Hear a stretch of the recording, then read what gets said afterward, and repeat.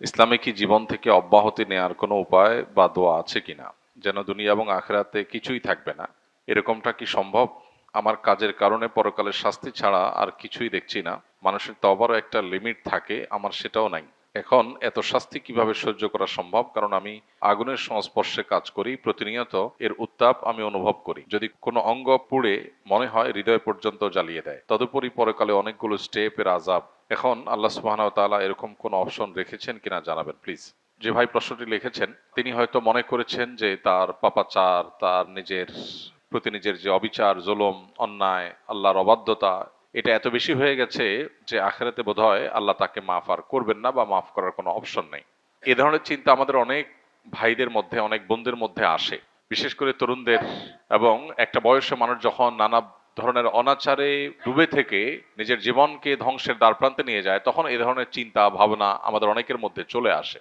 তো এ ধরনের চিন্তা ভাবনা যাদের মধ্যে আসে তাদের আল্লাহ সুবহানাহু ওয়া তাআলা বলেছেন, লা তাকনাতু মির রাহমাতিল্লাহ ইন্নাল্লাহা ইয়াগফিরু যুনুবা জামিআ। তোমরা আল্লাহর রহমত থেকে নিরাশ হইও না, আশা ছেড়ে দিও না, কারণ আল্লাহ তাআলা সকল গুনাহ মাফ করবেন। এই আয়াতে আল্লাহ তাআলা বলেছেন তোমরা সকল গুনাহ আল্লাহর কাছ থেকে মাফ পাবে, সকল গুনাহ তিনি মাফ করবেন। এমন কোনো গুনাহ নাই যেটা ক্ষমার অযোগ্য। যিনি প্রশ্নটি লিখেছেন তিনি লিখেছেন তওবার একটা লিমিট আছে। এটা ভুল ধারণা, তওবার কোনো লিমিট নেই। তওবা এমন একটা সিস্টেম যেটা আনলিমিটেড।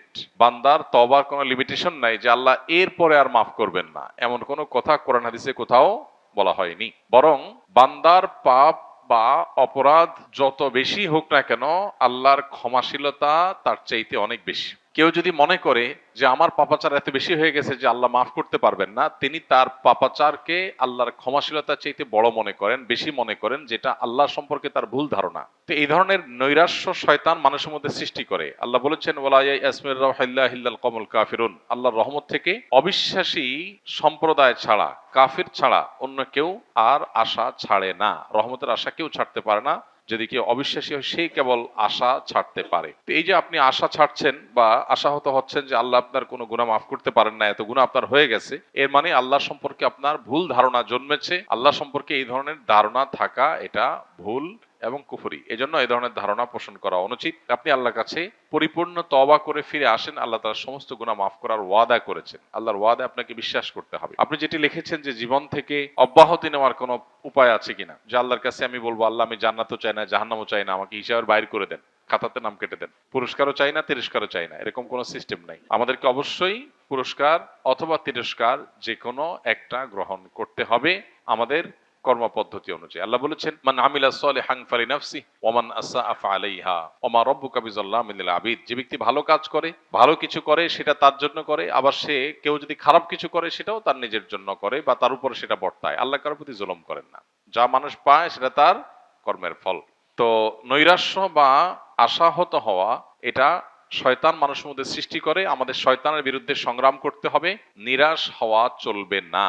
আমাদের বিশ্বাস রাখতে হবে আমার কাজ অপরাধের জগৎ থেকে সরে আসা, সংকল্প করা, অনুতপ্ত হওয়া, লজ্জিত হওয়া, আল্লাহর কাছে ক্ষমা প্রার্থনা করা, ভবিষ্যতে এই অপরাধ আর না করার ব্যাপারে দৃঢ় আশাবাদ ব্যক্ত করা এবং সংকল্প করা। ব্যাস এইটুকু যদি আমি করতে পারি, আল্লাহ রাব্বুল আলামিন অবশ্যই আমাকে মাফ করবেন।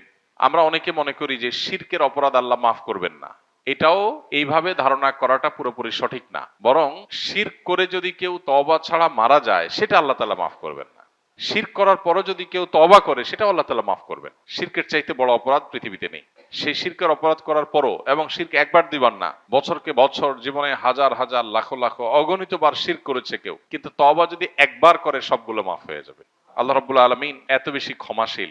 শয়তানের কাজ হলো আমাদেরকে জাহান্নামে নেওয়া। শয়তানের সবচাইতে সংক্ষেপে জাহান্নামে নেওয়ার সিলেবাস হলো মানুষকে নিরাশ করে দেওয়া। মানুষ যখন আশা ছেড়ে দিবে যে ঠিক আছে আল্লাহ যখন মাফই করবে না, তাহলে আর আমার আর তওবা করে লাভ কি, ঠিক আছে আমি যা ইচ্ছা তা করি, তখন সে তওবার রাস্তা থেকে সরে যায়। এজন্য শয়তান আমাদেরকে নিরাশ করে, আর শয়তানের বিরুদ্ধে এই সংগ্রামে জয়ী হওয়ার চেষ্টা আমাদের করতে হবে। আল্লাহ আমাদেরকে তৌফিক দান করুন।